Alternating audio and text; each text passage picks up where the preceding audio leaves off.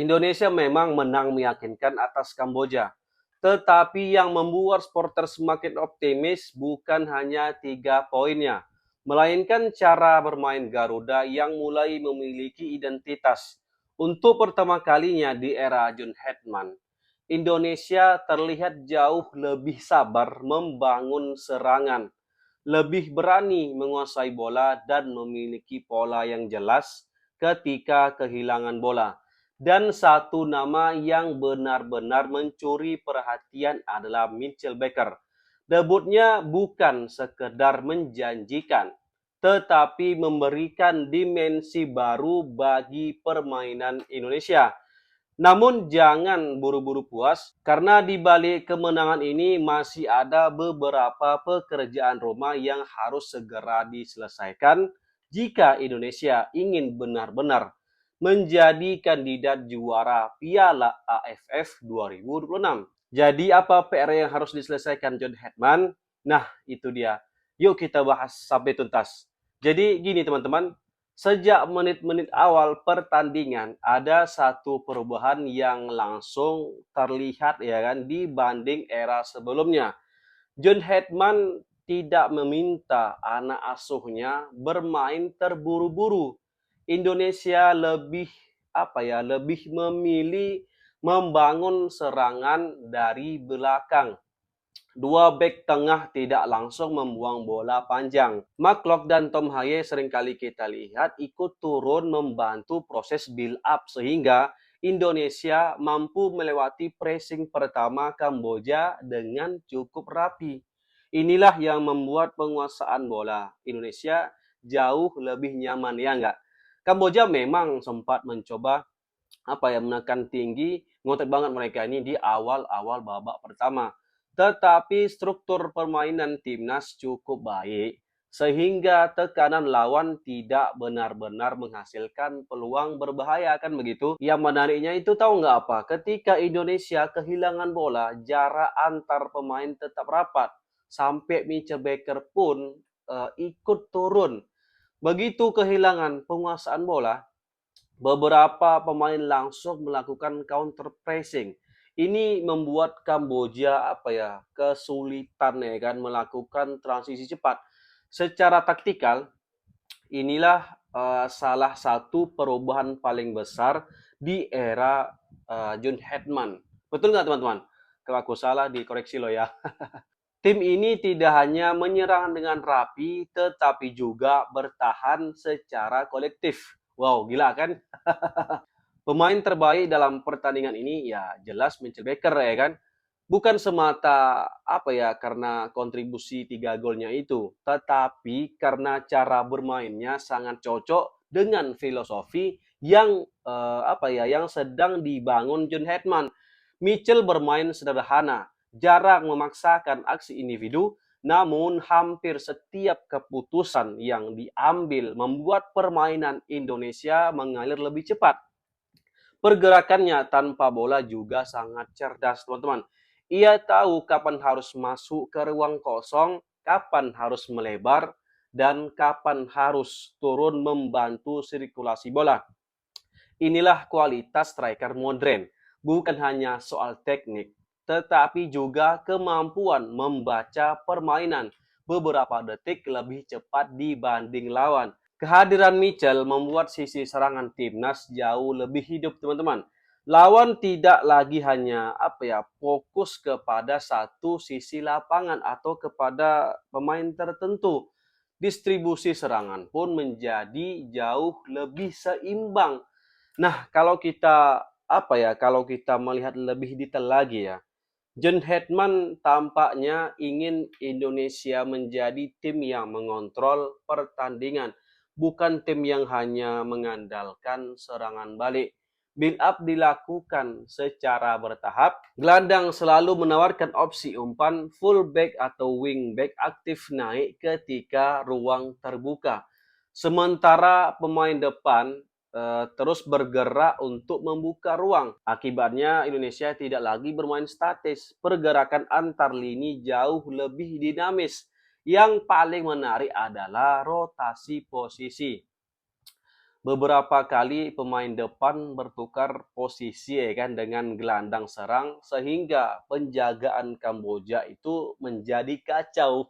Inilah mengapa permainan timnas terasa lebih enak ditonton, bukan sekedar menguasai bola ya, tetapi benar-benar memiliki tujuan dari setiap aliran umpan. Gimana teman-teman? Permainan timnas kita tadi malam. Menghibur kan? Terlepas lawannya Kamboja ya. By the way, aku tag video ini pada pukul 11.30 teman-teman. Kemungkinan upload besok pagi lah ya. Meski menang, pertandingan ini juga memperlihatkan beberapa kelemahan yang tidak boleh diabaikan. Apa itu, Bang? Yang pertama adalah penyelesaian akhir. Timnas sebenarnya mampu menciptakan cukup banyak situasi menjanjikan atau peluang emas begitu kan. Namun, keputusan terakhir di sepertiga akhir lapangan masih kurang efektif. Harusnya itu ya, timnas menang 8-1. Nggak bersyukur gue bang ya. Pemain kita itu ya, kadang terlalu lama gitu menguasai bola. Kadang justru terburu-buru melepaskan umpan. Jika menghadapi tim seperti Vietnam atau Thailand, wah peluang seperti ini harus bisa dikonversi menjadi gol. Kalau nggak bisa gawat juga kan. Karena kesempatan biasanya jauh lebih sedikit, enggak? Yang kedua adalah tempo permainan yang beberapa kali menurun. Saat unggul, timnas sempat terlalu nyaman memainkan bola.